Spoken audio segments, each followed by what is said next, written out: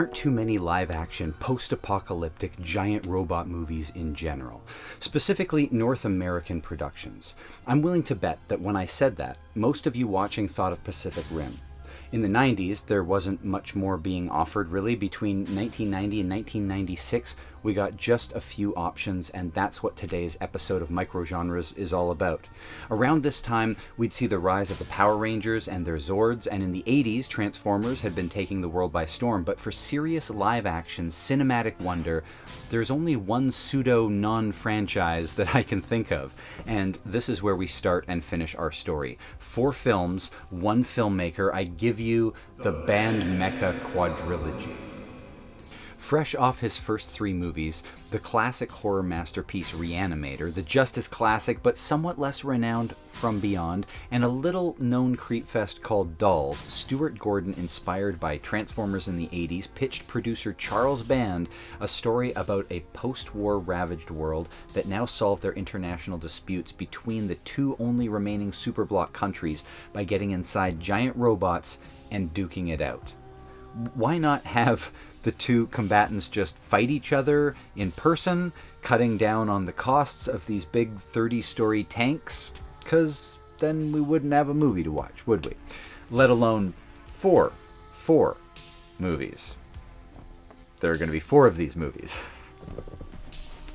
These are cheesy, clunky, corny movies that you're more likely to laugh at than take seriously, but that's the charm here. And there's also a certain, nobility in taking big swings earnestly when budgets are too tight.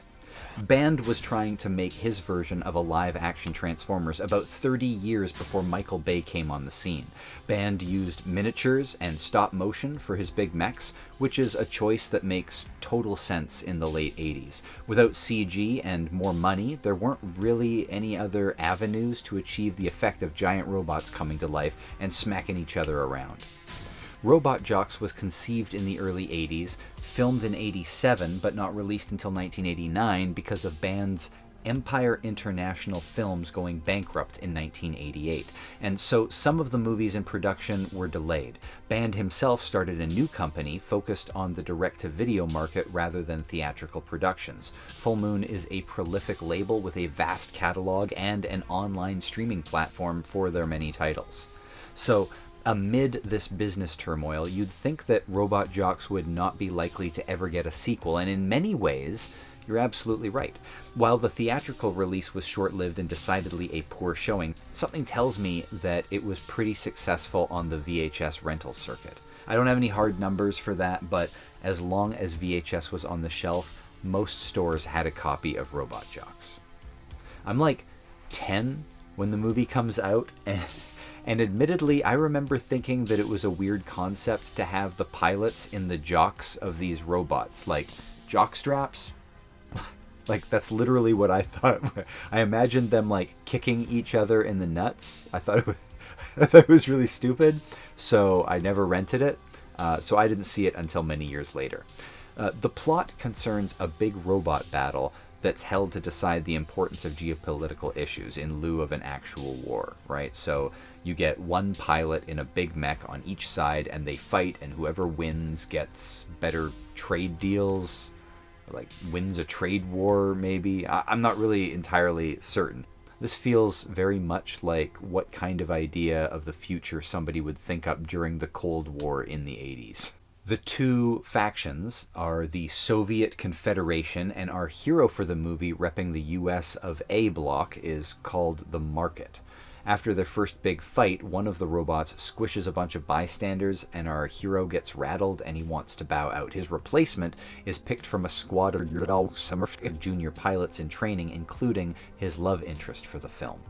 The cast is a bit obscure, but there are a few familiar faces. Jeffrey Combs, a Stuart Gordon alum, as the star of both Reanimator and From Beyond. He's got a small role. He's also several beloved Star Trek characters like Wei-Yun and Inspector Brunt from DS9. And as a Star Trek fan, the only recognition of the lead actor Gary Graham that I could make out is as Saval, the Vulcan ambassador in Enterprise. Dami Kamikona, who is probably best known for playing Sato in Karate Kid Part 2, is in it. Now, there are a few other character actors in it as well, but Dami Kamikona is going to return in a few minutes, so let's just remember him for now, okay? We're coming back to Dani Kamikona. I might be building that up a little too much. He's just mentioned in a few minutes. It's not a big deal. But I just thought it was interesting that he's in these two movies playing two different roles. The entire film is drenched in that 1980s Cold War sentiment, which is all the more hokey and ridiculous after this many years. At least in the sense that Tex Conway wears his 10-gallon hat and everybody's pretty cartoonishly rendered, but those kinds of juvenile adolescent antics have their place right here on this channel. And in that vein, can we talk about the cocksaw? Like, this is a true Stuart Gordon original. It was funny, it was brutal, and really there isn't much to say once you've seen it, I guess. The cocksaw speaks for itself.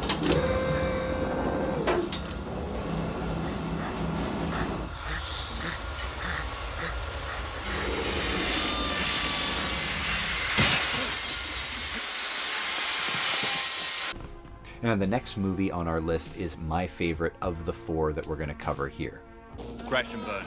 Crash and burn. Crash and burn. Crash and burn. Crash and burn suddenly takes on a new meaning. Yeah. Whoa. Crash and burn.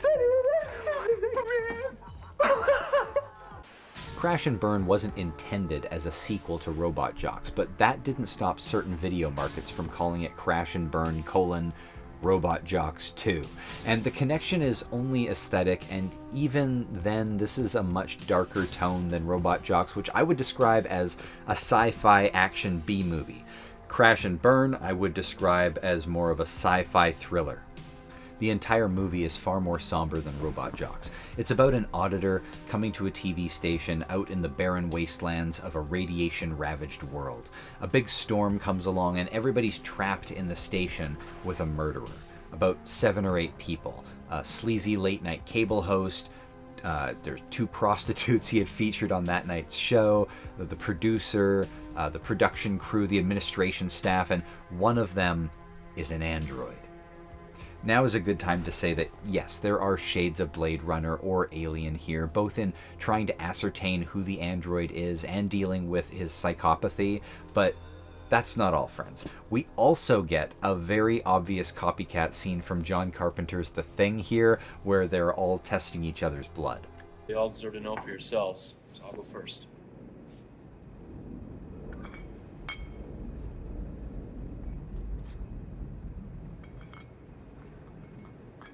And Bill Moseley really shines in this flick. He would be best known for playing Otis in Rob Zombie's horror trilogy House of a Thousand Corpses, The Devil's Rejects, and 3 from Hell. Also as Chop Top in Texas Chainsaw Massacre 2. If you've seen any of those movies, then you know what kind of special crazy performances he delivers. Going to have some fun. How about a little hide and seek?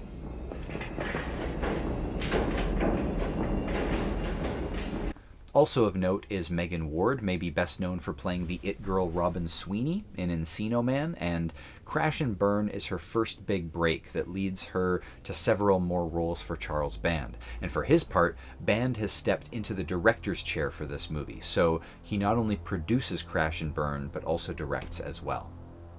The letdown here has to be in the marketing, which, if judged by the poster or the name change, would promise giant robots. Well, the movie does give us the giant robo near the end, though it doesn't carry more than 5 minutes of screen time and isn't even close to the focus of the movie.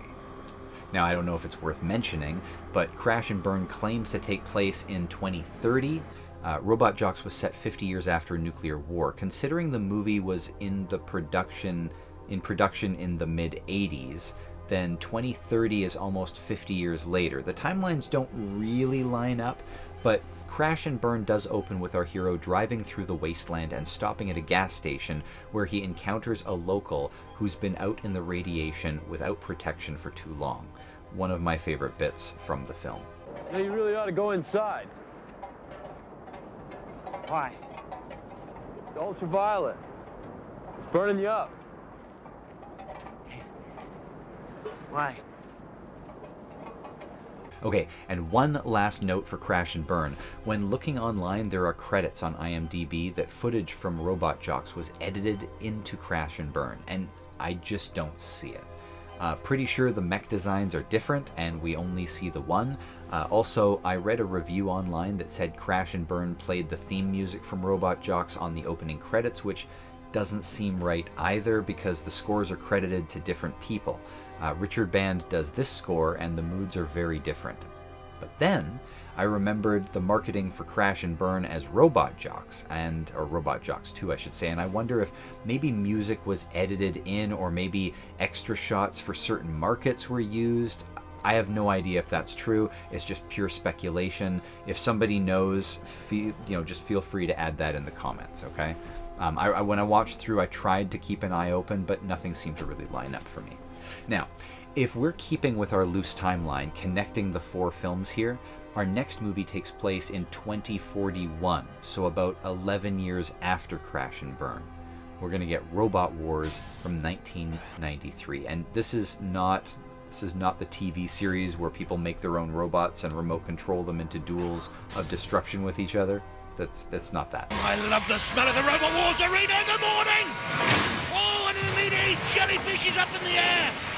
So by now, in our not necessarily connected timeline, what's left of America has been divided by a toxic gas scare, and rather than fighting a foreign adversary, North America splits into the North Bloc, called North Hemi, and the Eastern Alliance. It's mentioned that the giant battling mechs of the past are all gone, spare this one scorpion-looking mech that still gives tours to civilians. While giving a tour to the Eastern Alliance dignitaries, hoping to buy smaller versions of this robot for their own defense, they instead hijack the mech and threaten war. Thank goodness that B-movie impresario Don Michael Paul is here to save us. Three First Names guy is something of a DTV sequel junkie, so after his career as an actor, he directs. And after he directs the Steven Seagal movie Half Past Dead with Ja Rule, it was not good. Then he sets out directing Jarhead 2, Kindergarten Cop 2, Tremors 5 and 6 and 7, and Death Race Beyond Anarchy, and The Scorpion King Book of Souls. And I skipped stuff. Like Who's Your Caddy? Don't I have that here? Right? Like Who's Your Caddy? Okay? This is like one of the worst movies I've ever seen. Shame on you, Big Boy from Outcast. This made Idlewild look like a masterpiece. Yeah. Anyway, Don Michael Paul is our blustery, blowhard hero guy. Kind of like a Jack Burton character if he wasn't likable in the slightest. I like her. She's got some pair of sweater puppies under those coveralls. Bite your tongue, Stumpy. That Hellcat's gonna bear my children. Well, I'm thinking you're a little punchy, sir. She doesn't even like you. Nah, I'm thinking you're right. As a reluctant romantic lead, we get Barbara Crampton, the great Barbara Crampton. I think you need to be, spanked. And I think you need an ice pack. Come on, let's... The prolific Barbara Crampton, okay? With a filmography too long to go into. But at the time that she was in this movie, her big claim to fame had to be Reanimator and From Beyond, both directed by Stuart Gordon, who had previously directed Robot Jox. Also from Robot Jox, but playing an entirely different character, is actor Danny Kamikona. Kamikona, am I getting that? Who is best known in pop culture for playing Sato in Karate Kid Part 2. Remember? I brought that back. And that's it. That's all we remembered him for. Lisa Rinna has an early role in her career playing Barbara Crampton's friend as well. Albert Band is the director of the movie. So Albert is Charles Band's father. I mentioned earlier that Richard Band had done the music for Crash and Burn. Well, Richard is Charles's brother. He's composed scores for many of the Full Moon projects, including our last movie on this list. The bands like to keep it... Say what? Say what? That was weird. We also get a little stop motion in our mech effects, which I think is the last time for us on this list. Plus, we get the Scorpion mech, right? Like, out of all the giant robots in these 4 movies, the Scorpion mech is the best. It's my favorite. I think it's really cool design. I think this movie gave people more of what they wanted. After Crash and Burn was marketed as a sequel, despite not really being able to deliver the promises of the poster, I'd like to think that the band boys recognized that Robot Jox was doing good rental money and that their pseudo-sequel wasn't what the culture was feeling, and so they set out to try again, this time with big robots fighting in mind. Of course, Empire, which made Robot Jox, was a theatrical production company, while Full Moon was making direct-to-video content, so the budgets were constrained, and the runtime is a bit short at about 71 minutes. If you've seen these before, do you think that this is the closest to a Robot Jox sequel so far? What do you think? Well, we have one more option to consider. Robo Warriors in 1996. This was a bonus for me. I discovered this movie in doing research for the first 3 movies, which is what I thought we were going to be talking about, a trilogy, and wow. Like, if you considered this a progression or a series, even though it isn't really, then Robo Warrior is where they jumped the shark. Aliens. So in 2060, the world was invaded by the pterodactyls, which look like a Star Trek alien, like just the forehead, but not like a Klingon or Ferengi that's like really, I don't know, like intricate or something like that. It's more like a generic Voyager alien. Anyway, humanity had created big mechs to fight back, or if you're invested in our quasi-connected continuity, they already had them from Robot Jox, but humanity loses against the pterodactyls, and the last mech is hidden in the jungle, becoming an urban legend. The son of a fallen freedom fighter listens to his grandfather's tales of the Earth mech, and of Gibson, his father's friend, who's still out there fighting the good fight and searching for the last giant mech. The kid believes the stories and is something of a hacker. Yeah, okay, and he goes off to find Gibson and save humanity. Gibson is like a drunk now, and the kid needs to get him inspired again. The opening 10 minutes is a pretty fun Predator ripoff with James Remar, who's our down-on-his-luck hero watching his friends get slaughtered. The homage seems pretty blatant, but it's a fun twist to see a giant mech break in through the foliage in that scene.